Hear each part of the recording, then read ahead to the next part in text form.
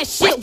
Welcome to Trash Talk MMA. Smile on my face, behind my back, and talk trash. The #1 podcast for news and insight that matters in the world of mixed martial arts.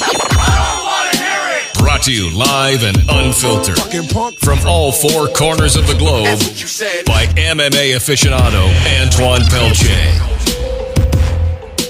Yo, and welcome to the Trash Talk MMA podcast. I'm your host, Antoine Pelche, and today I have two special guests in the house, ONE FC fighters, Stephen Langdown and Major Overall. How you guys doing?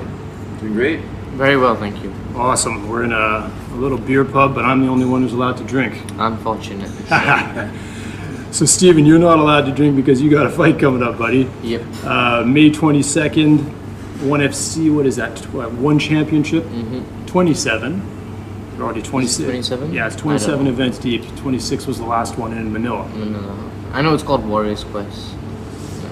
So this is an interesting time for you. You've had 3 fights. You're 2-1. Yep. You've had 2 vicious stoppages in one championship. Your 4th fight's coming up. You've basically done your whole fight career there. How did that happen? Yeah. Every fight I've had has been in one championship. I signed with them in March of 2013. I was offered a contract, and so I kind of thought, why fight for free if I'm still going to get punched and kicked in the face when I can go and do the same thing and make money? So I decided to just fight pro right off the bat. That's interesting. Well, what gave you the possibility of doing that? Not everybody's got the ability to do so. How did you connect with ONE? Well, I was heavily involved in social media and stuff. This is a great story. This is a story that every time I do an interview, they ask me the same story. Well, I want a twist on it then.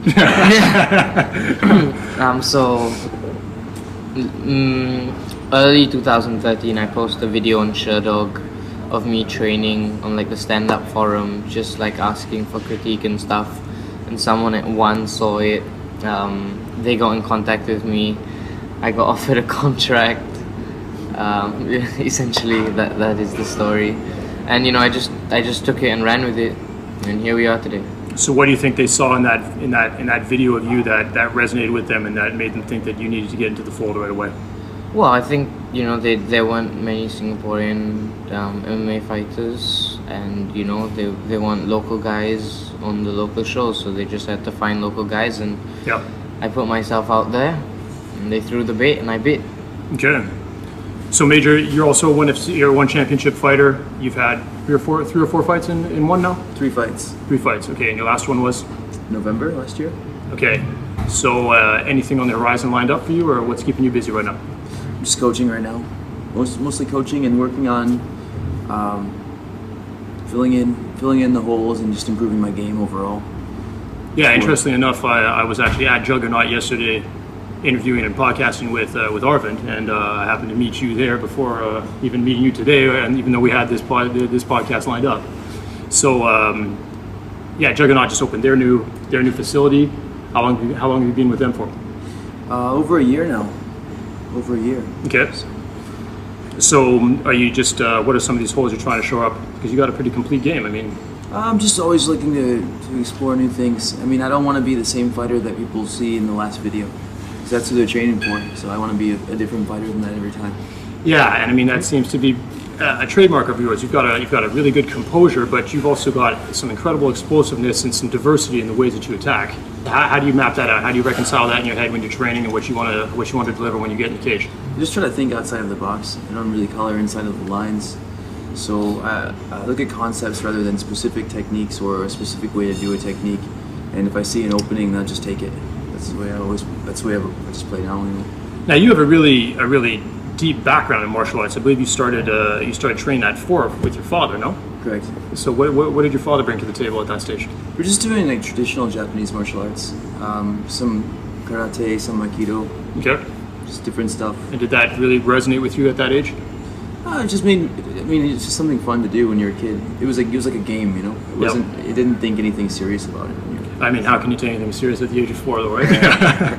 But I mean, what's interesting with that is how it puts that base in you, because from that base, you went on to do wrestling in high school, and then taekwondo, and then boxing, and even gymnastics. Correct. And I think looking at your style of fighting, the dynamics, the explosiveness, and the unpredictability that you bring, it looks like you've managed to tile that together in a pretty spectacular package. Well, there are some overlying principles in sports, between different sports, between different styles of martial arts, and once you see the concept, then you're free to kind of make your own way, your own path from there. Now, Stephen, you train at Trifecta Martial Arts. Yep. Tell us a bit about Trifecta. I know they're one of the big gyms here. Well, they've been open for about a year now. The location I train at, which is the Bukitima branch. We have a really good team. It's constantly expanding. We have the Singapore Fighting Championship lightweight champion training there. So that's Arvin's that's Arvin's amateur promotion. league. Yes, Yeah, that's right. Yeah, So- that's pretty interesting what they're doing there. Yeah, so we have the 155 champion. We have an American wrestling coach, a Brazilian BJJ coach, a Thai Muay Thai guy. Okay. So we really got a very good team going there. Yeah, that's one thing that I was really impressed with when I was at Juggernaut yesterday, was that how complete their service package is. That it's basically a one-stop shop, that you can do absolutely everything you need to do to become a fighter out of there. Is Trifecta the same? Essentially the same, yeah. Okay. Now, what would you say are some of the unique points of Trifecta compared to some of the other gyms out here? I think the big thing about the Bukitima branch is that it's kind of outside of the city. Most of these gyms, are in the city. It's buildings everywhere. That gym feels a lot nicer. It's next to a horse stable, so you see horses running around outside. Okay. There's lots of nice greenery everywhere. It feels a lot more comfortable and a lot less metally. Yeah. Yeah, because it seems like when you're looking at where Juggernaut is, you're right in the city here. There's not a whole lot of horses running around, right? And it seems, I've been talking with the guys and talking with you before we started recording here. I was out in Phuket a lot, and all the gyms are kind of side by side, and it's interesting how it seems like there's Fight G and Juggernaut, and Impact is even close by those gyms as well. It seems like you guys got a bit of a fight neighborhood there going on. Well, it's not that it's necessarily a fight neighborhood. It's just where it's most profitable to put a business like that. You have to look at the majority of your clientele is that can afford to pay those gym dues are going to be people who work in the central business district. Yeah, because the central business district is right there, right? And I think you guys probably get a lot of students as well, no? You get a few. Now, are there actually any unis around there, or what's that population? Where do they come from? They're spread out throughout Singapore, but that's being so centrally located. It's easy to get to that location pretty much from anywhere. Yeah. To the downtown area. Mm-hmm. So, Stephen, you're fighting Haley Alatang. Is that how I pronounce his name? I have no idea. It's somewhere along those lines. Just call it Haley Alatang. What do you know about Haley Alatang? What's he going to bring on May 22nd? I know he's Mongolian Chinese, 22 years old. He's a wrestler. My team and I have seen a couple of his fights on YouTube. So he's a very grindy fighter. He really looks for the takedowns. He doesn't stop till he gets them. So we've been training a lot for that. Stopping the takedowns, using my range, keeping him at bay. Yeah, because your style is really focused on stand and bang, right? Yes. Now, so in terms of the focus that you're going to put into your wrestling, do you use that to just prevent the takedowns, or do you have a good ground attack as well? Oh, I think if it gets to the mat, I'm more than comfortable. But I just like to bang. So that must be interesting. If you're 3 fights into your career, how do you and your team go about? How do your fights get put together? Obviously, one's going to come at you with a suggestion for an opponent. Mm-hmm. How do you guys talk about that? Because with only 3 fights to your name, there's got to be some thought put into this process. People want to build you up. You've got some great momentum right now. Can you speak to that a bit? From on our side, they offer us a fight. We try and find out as much about this guy as we can. So you go on Sherdog, places like that, look for tape on him, and then just try and get a feel for the guy and see you know, how he matches up to me. Are we on, you know, a similar or close enough level? How do I feel about the fight? How do my coaches feel about the fight? We sit down, we discuss, and if it's good, then we give one championship the go. So who gets a say in that process? Is it just you with your coaches, or does your management have a say in that as well? Because you guys are under the same management, correct? We are. Yep. But you train at different gyms. Yep. So how does that work? No, it's all me and my coaches. So management is just purely more from like a career and truly that sort of management, but not actually, hey, this is a good opponent, or this is a fight that makes sense. Well, we do talk about it, but at the end of the day, it comes down to what my team and I decide. Okay. Yeah. All right. How about you, Major? Well, I started with the management after I was in ONE FC already, so. Okay. I pretty much trust myself more than anybody else at this point for most things regarding actual fighting. I mean, you have a bit of a deeper career so far. I believe you're 6-1. Officially as a pro, but actually I have about 14 fights in MMA, and then probably 100 over fights in other stuff like wrestling and jiu-jitsu and kickboxing and all that stuff. Yeah, so but this card, May 22nd, I think a lot of people are stoked because it's actually taking place in Singapore. You know, and talking with the guys that fight here and train here and have gyms, it sounds like people want more events here. You know, that they're really, because that's the way that people can show up and really get the people living here behind you guys and really get that support. What are your thoughts on that? What are your thoughts on the actual groundswell of MMA currently going on in Singapore? Oh, I think the growth of MMA in Singapore over the last few years is incredible. I always compare it to when I used to be able to watch the UFC or ONE FC as it then was, not live, and I could go on Facebook and I wouldn't have to deal with spoilers and stuff. But now, you know, if I go on 1 second and poof.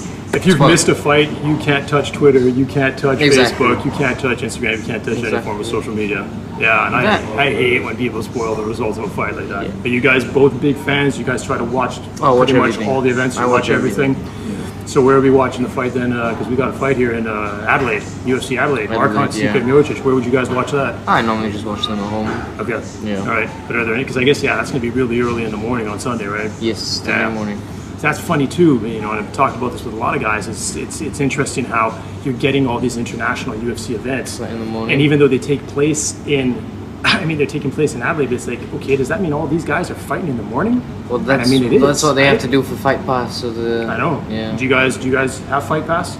No. It's actually I love it because, you know, I've been traveling so much for the last year and a half, and Fight Pass has just saved my life. I'm a huge evangelist of that thing now because especially it's like, I think some people complain about it when they're in North America because what they're seeing on there is quite limited.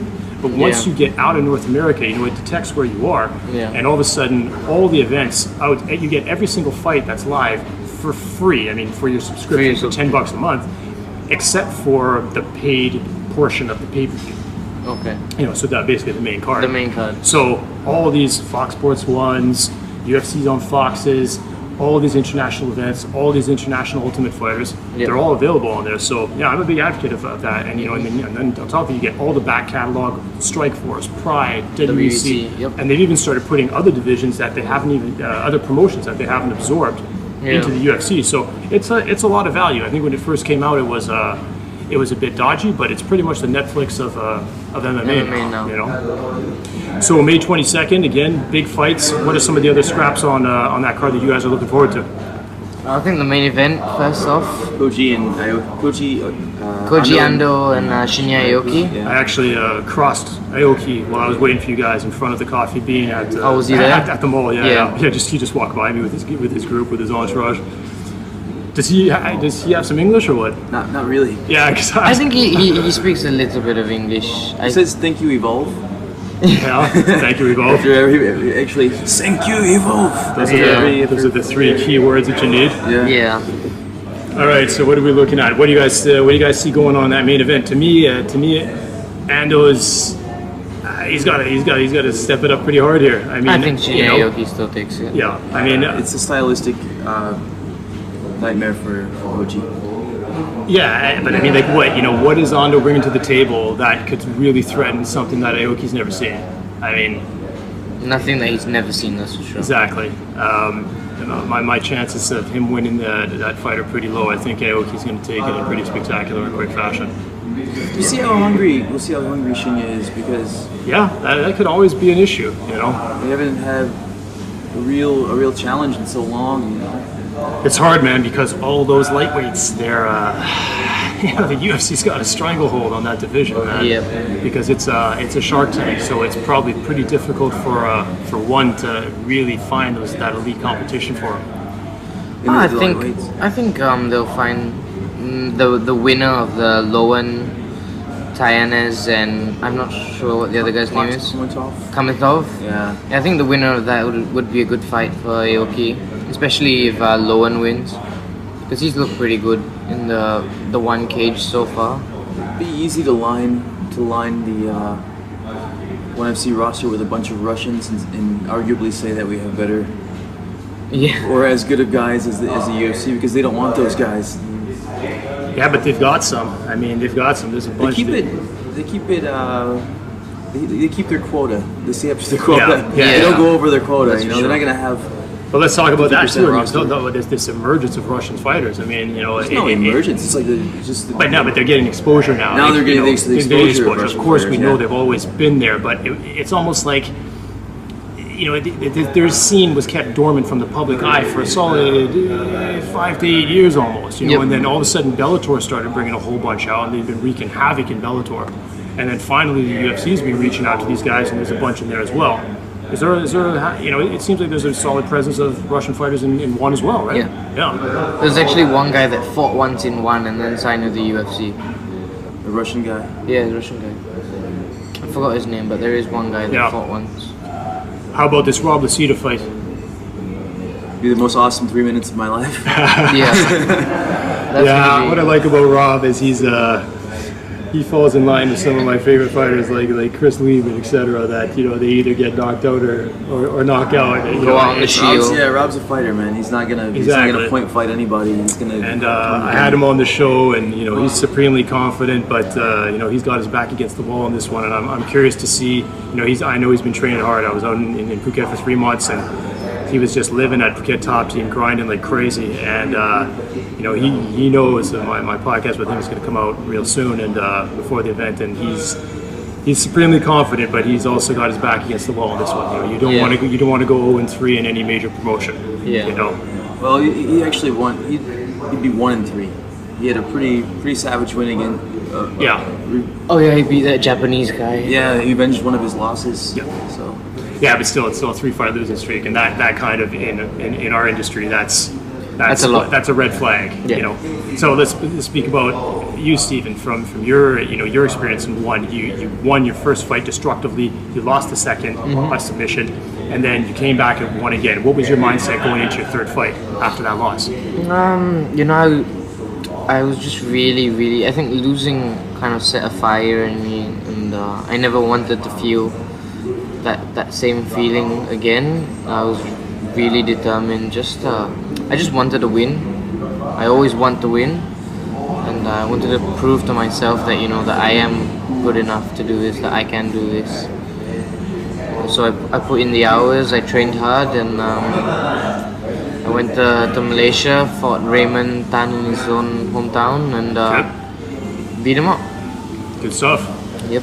Now, outside of your career as a professional fighter, you're also a pretty well-known personal trainer here, and you have quite the fan following on social media. We sort of kicked off with that. So, what's your relationship to your fans with social media? I'm very appreciative of the support I get from people. How did you sort of cultivate and nurture that? How did you? Because what do you got? You got about 20,000 followers on Instagram, and that's all organic, right? Yeah. So. What is that? Is that the boyish looks, or is that the skills? What are we talking about here? I don't know. It was just something I started doing for fun. I mean, there was no intention to do anything with that, and then it just it picked up speed, and it just kept going and going and going, and so I just kept doing it. Yeah, I don't have an explanation really for how that worked out. What do you feel was the catalyst of you getting that growth on Instagram though? Was it as a fighter, or were you already experiencing that as a personal trainer?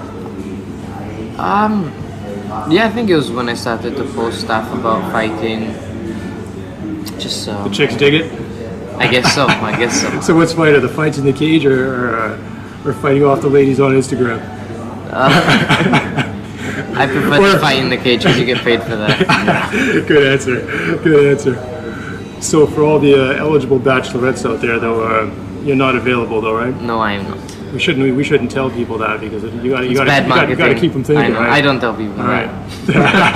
No, you just told people that you don't tell people that. So it's like a double loss. No, but it's all food for thought, right? How about you, Major? You got a big presence on what's your presence like in your interactivity with your fans on social media? I'm old, man. I just got a phone, like a smartphone, like a month ago. All the kids are like, dude, you gotta get on social media. I'm like, what is this Twitter thing you guys are talking? So I made a It's Twitter. very powerful in the MMA world. You know what I mean? It's something that Apparently. it's. I don't think it applies to everything to the same way that it does for MMA. But I think MMA, you know, listen, I called my show Trash Talk MMA. There's a thing about immediacy. I think within news and MMA and with people chatting back and forth and throwing barbs and just inciting interest, you know, in your fights and promoting yourself, you know, and it's a real quick and sort of dirty way of doing it.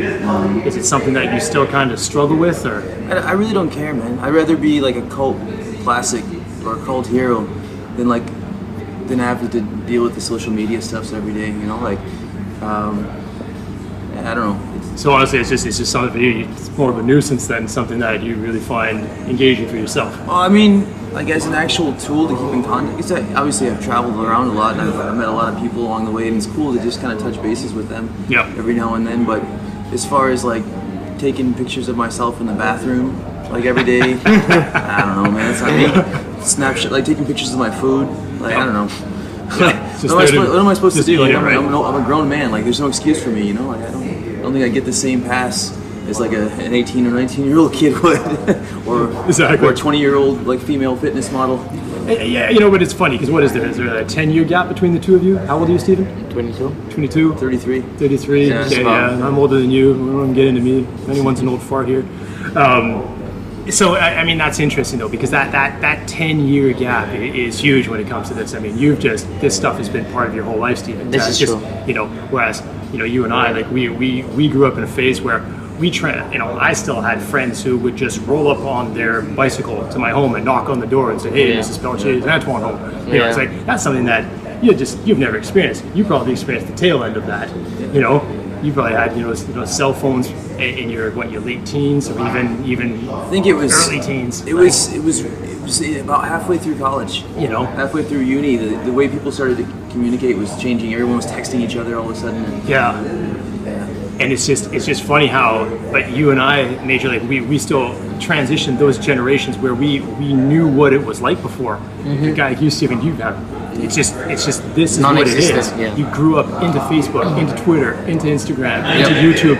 The accessibility of everything digitally, you know, and it's so imperative for you as an athlete and as somebody with an image to put out there and to monetize.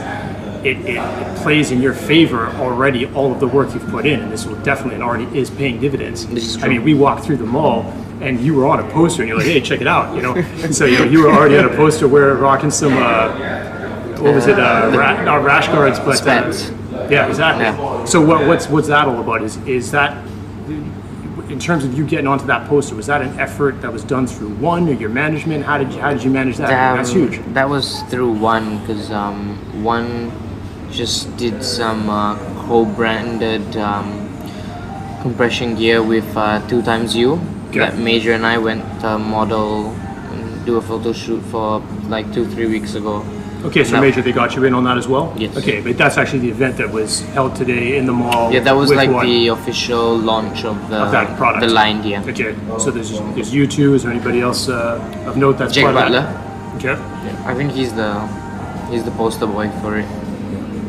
Okay, so I mean, this seems like it falls totally in line with kind of your career strategy, Major. How do you interpret something like this? It's cool for you, though, right? I mean, it gives you some additional exposure, it puts your face on posters, on product. I don't care about that stuff too much. I'll go because they asked me to go, you know. Okay. And it's cool to experience these kind of things. I go for the experience more or less. Good.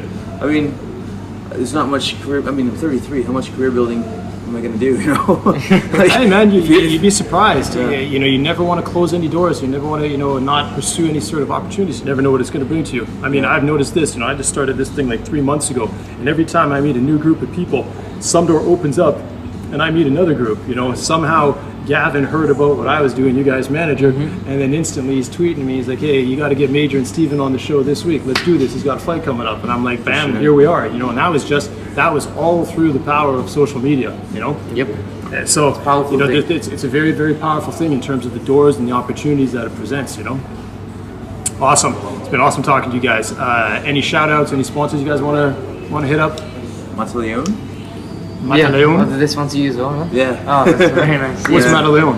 I mean, I know what the move is, but Yeah, it's an Australian gear company that sponsors both of us. so again, fight apparel. Yes, fight apparel. Okay, it's actually a cool name. So It's a cool name if for you're in Fight Australia and you need gear, hit them up. Apparel. Mataleon. Okay. Yep. Anyone else? Big thank you to everyone at Trifecta Martial Arts for helping me with this fight. Big thank you as well to Under Armour Singapore for supporting my career. Oh, okay. So you're with Under Armour as well. Yes. Okay. Big shout out as well to Elite Pro Nutrition Singapore for helping me with all my supplement needs.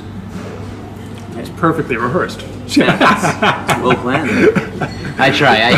And he was reading that off notes written in the palm of his hand, folks. Major, anybody? Obviously, big shout out to my gym, Juggernaut. Of course. Juggernaut Fight Club. And that's it. Yeah, I guess. All right. And come see One Championship May 22nd, Singapore. Yeah, guys, turn out to May 22nd. If you're local, it's going to be a fantastic event on paper. It looks perhaps like the best event that ONE FC is best lined up. card ever, You know, for sure. I'm really excited about it. All right, guys, this was the Trash Talk MMA podcast with my guests, One Championship fighters, Stephen Langdown and Major Overall. Follow me on Twitter. Follow me on Facebook. We're out of here. Peace. Thanks for listening to the Trash Talk MMA podcast. Be sure to visit trashtalkmma.com. On my face, behind my back, they talk trash. And don't forget to follow Antoine on Twitter at Trash Talk MMA. Let us know you're listening. Use hashtag Trash Talk MMA.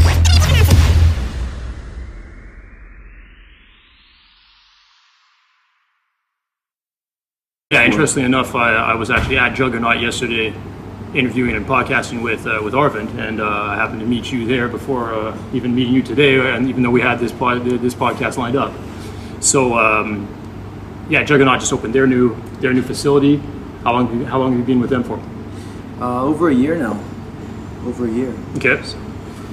So are you just what are some of these holes you're trying to shore up? Because you got a pretty complete game. I mean, I'm just always looking to explore new things. I mean, I don't want to be the same fighter that people see in the last video, because that's who they're training for. So I want to be a different fighter than that every time.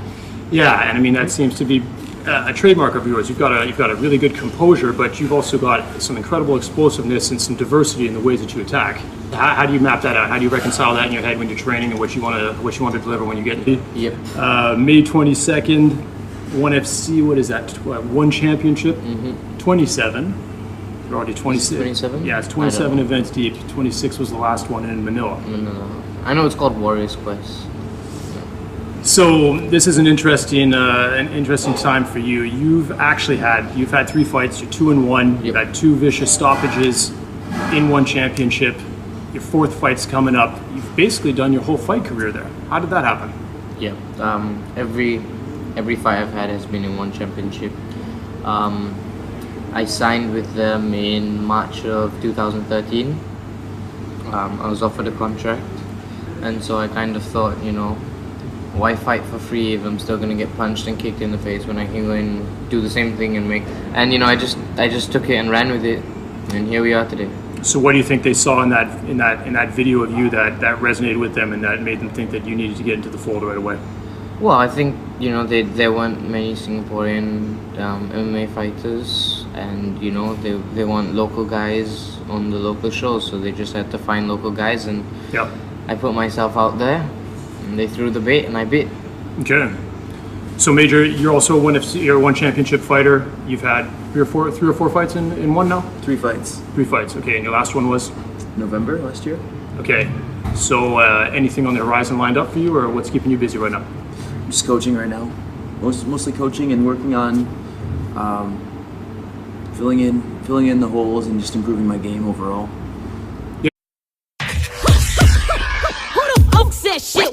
Welcome to Trash Talk MMA, Smile on my face, behind my back, and talk trash. the #1 podcast for news and insight that matters in the world of mixed martial arts. Brought to you live and unfiltered from all 4 corners of the globe by MMA aficionado Antoine Pelche. Yo, and welcome to the Trash Talk MMA podcast. I'm your host, Antoine Pelche, and today I have 2 special guests in the house, ONE FC fighters, Stephen Langdown and Major Overall. How you guys doing? Doing great. Very well, thank you. Awesome. We're in a little beer pub, but I'm the only one who's allowed to drink. Unfortunate. So Stephen, you're not allowed to drink because you got a fight coming up, buddy. Money. So I decided to just fight pro right off the bat. That's interesting. Well, what gave you the possibility of doing that? Not everybody's got the ability to do so. How did you connect with ONE? Well, I was heavily involved in social media and stuff. This is a great story. This is a story that every time I do an interview, they ask me the same story. Well, I want a twist on it then.